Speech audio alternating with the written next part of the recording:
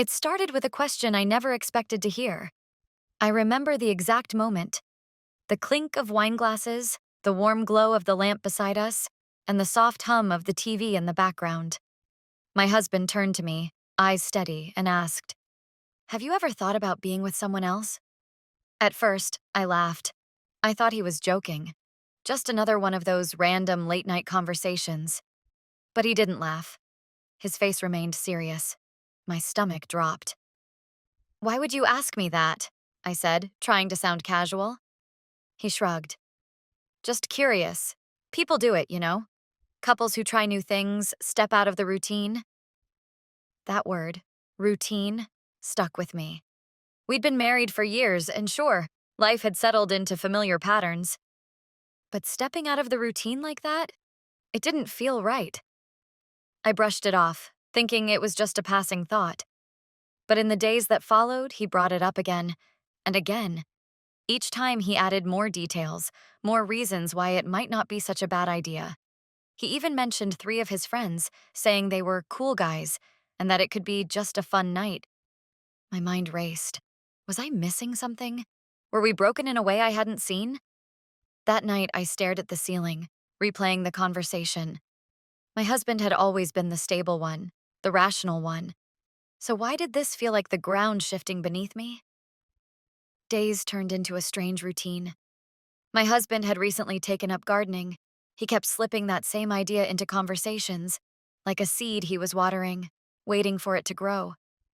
"Imagine fresh herbs right from the backyard," he'd say. I tried to humor him, but honestly, I wasn't sure I shared his enthusiasm for soil and planters.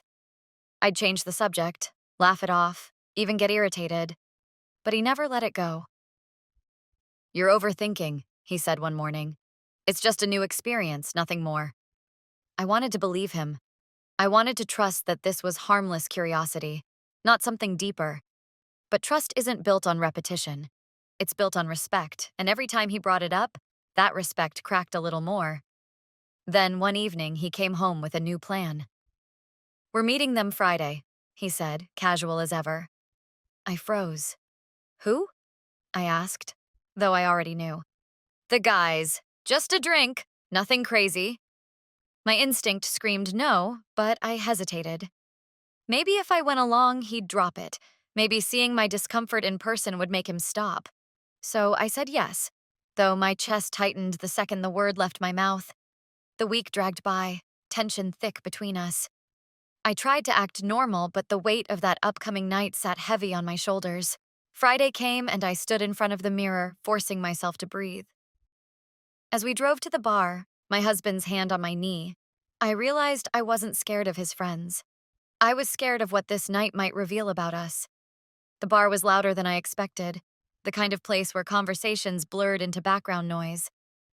My husband led me to a booth where 3 men were already waiting.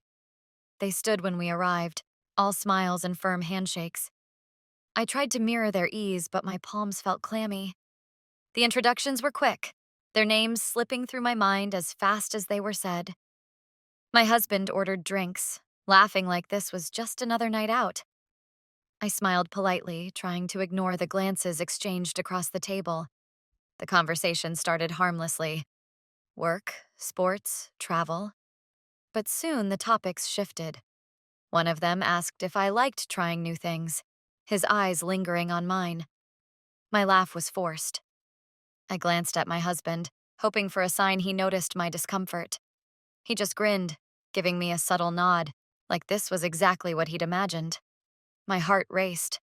As the night wore on, the drinks kept coming. My husband was relaxed, leaning back like he was watching some show unfold. One of the men leaned closer, his voice dropping. "You're more fun than I expected," he said. I stiffened. My husband's gaze caught mine across the table, but he didn't move. I excused myself and hurried to the restroom. Locking the door, I gripped the sink and stared at my reflection. The person looking back at me seemed unfamiliar, anxious, uncertain, trapped, and I realized the night was far from over. Back at the table, my husband suggested we move the night to our house. My chest tightened. I wanted to say no, but the word caught in my throat. "It'll be more relaxed," he said, already standing. The ride home was silent except for the occasional laugh from the back seat. My mind raced through possible ways to end the night early, but nothing seemed right. We walked in, and the guys made themselves comfortable while I retreated to the kitchen.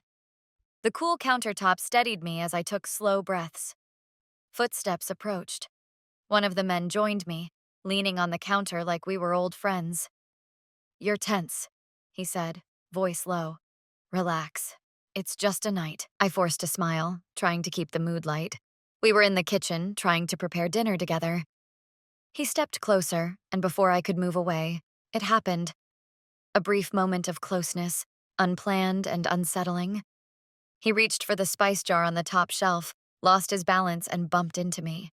The jar fell, scattering cinnamon everywhere. We burst into laughter, standing there covered in the sweet, dusty mess.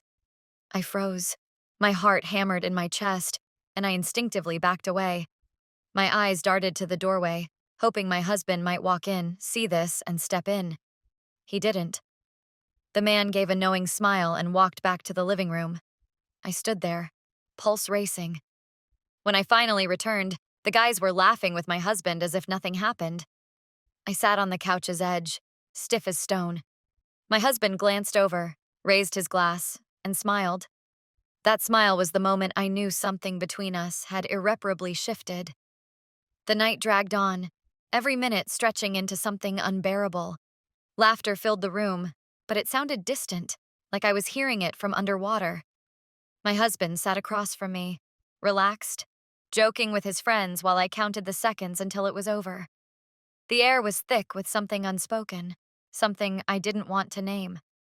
One of the men caught my gaze and smirked, as if we shared some inside joke.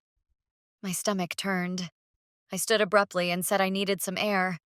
My husband didn't even ask if I was okay. He just gave me that same careless nod. Outside, the cool night air hit me like a wave, clearing my thoughts for the first time all evening. I paced the porch, trying to make sense of how we'd gotten here. This was supposed to be my safe place, my marriage, my home. But tonight, everything felt unfamiliar. I gripped the railing and stared into the dark, waiting for clarity that wouldn't come. Behind me, the door creaked open. My husband stepped out, still holding his drink. "You're overreacting," he said casually. "No one's forcing you to do anything." I turned to him, heart pounding. "Is that what you think? That I'm just overreacting?" My voice shook, but I didn't care anymore. He shrugged, sipping his drink. "People try new things all the time. It keeps things interesting," he said, as if we were discussing weekend plans. That was it. That single sentence snapped everything into place. I stared at him, seeing him clearly for the first time. I thought back to the years we'd shared. The trust I believed was unbreakable. Now it was gone, shattered beyond repair. I stepped back and shook my head. "I'm done," I whispered. His eyes widened, caught off guard for the first time all night. "What do you mean?" "I mean, this is over," I said, voice steady now. "All of it. You made your choice, and now I'm making mine." I turned and walked toward the street, feeling the weight of every step. As I reached the sidewalk, I heard his voice behind me, softer than before. "Wait, where are you going?" I paused just for a second. My heart ached, but I didn't turn around. "I'm going somewhere I should have gone a long time ago," I said. And then I kept walking, toward the unknown, toward the uncertain, but most importantly, toward myself.